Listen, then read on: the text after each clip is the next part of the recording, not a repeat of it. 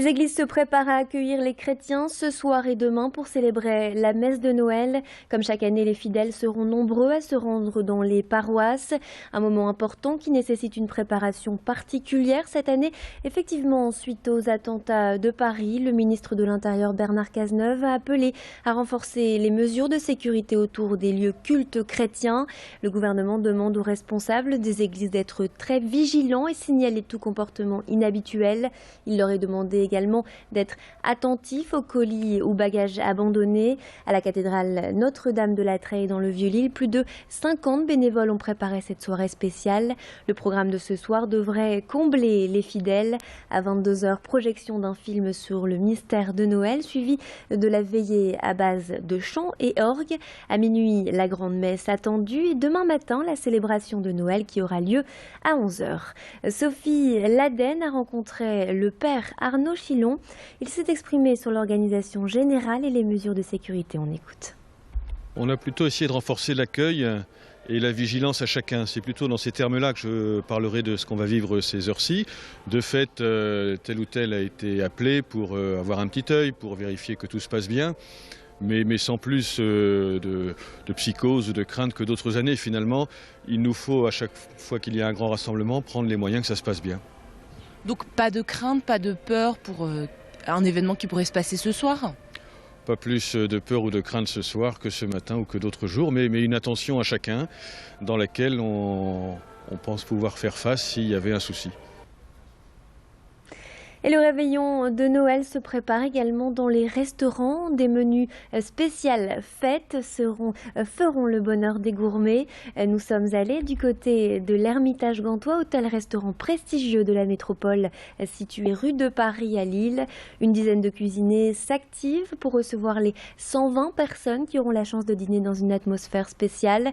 Le restaurant a ouvert une salle d'exception pour l'occasion et a convié une troupe de chanteurs. Les clients dîneront donc dans un cadre luxueux sous un air de gospel. Mais le plus important reste le menu. Alors, qu'est-ce que ces 120 privilégiés auront dans leur assiette ce soir? Xavier Silly a rencontré le directeur de l'hôtel et le chef des cuisines. Les secrets d'un réveillon de Noël à l'Ermitage Gantois, c'est tout d'abord un dîner dans la salle des hospices avec un gospel qui chante pendant ce réveillon de Noël. Donc bien sûr un dîner de Noël traditionnel, des produits festifs, le foie gras, les coquilles Saint-Jacques. Mais vraiment ce qui fait la différence, c'est ce gospel qui va chanter toute cette soirée de Noël. On essaie de travailler les produits locaux, donc on a de la Saint-Jacques fraîche qui nous vient de Boulogne. De façon à mettre les produits de la région relativement en avant. Moi j'ai fait un accord avec un jus de carotte, du jus d'orange parce que je trouve que ça va très bien ensemble, avec une purée de panais, avec de la vanille bourbon, donc quelque chose d'assez fruité, assez léger, étant donné qu'on mange relativement lourd quand même pendant les fêtes, essayer d'avoir quelque chose de relativement un peu plus léger. Et on s'active aussi dans les foyers de la métropole pour préparer un festin de Noël. Et comme chaque année, les stars des desserts attirent les foules. Et à Lille, on a une célébrité qui n'a plus à faire sa réputation. Le merveilleux, ce gâteau recouvert de copeaux, de chocolat fourré, de meringues.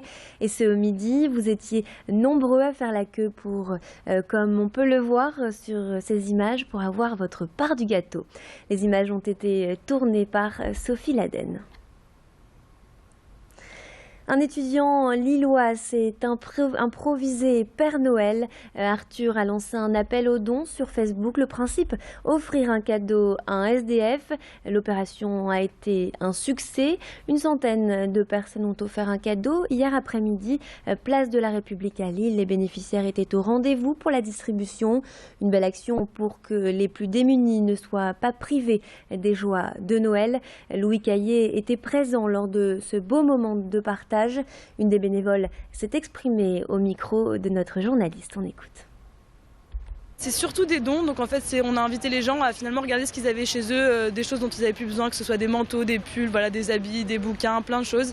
Et après il y a aussi pas mal de gens qui ont acheté par exemple des confiseries, donc des chocolats, voilà, des bonbons, des choses comme ça.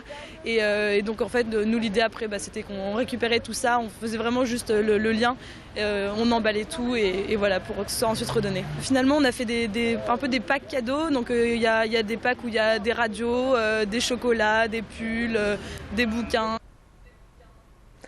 Et on termine en musique avec un cadeau pour vous demain sur Grand Lille TV. Le dernier concert de l'ONL sera diffusé demain à midi, à 19h et 21h sur notre antenne. Une représentation enregistrée le 10 décembre dernier au Nouveau Siècle. Il s'agit précisément du concert du pianiste autrichien Till Fellner, venu interpréter Mozart sous la direction de Thomas Nepoli. Plusieurs diffusions sont donc prévues dans la journée demain. Je vous le disais, pour savourer cette rencontre exceptionnelle de deux virtuoses et de l'orchestre lillois. Un Noël en musique sur Grand Lille TV. Et en avant-goût, on vous propose tout de suite un extrait de ce concert enregistré il y a quelques jours.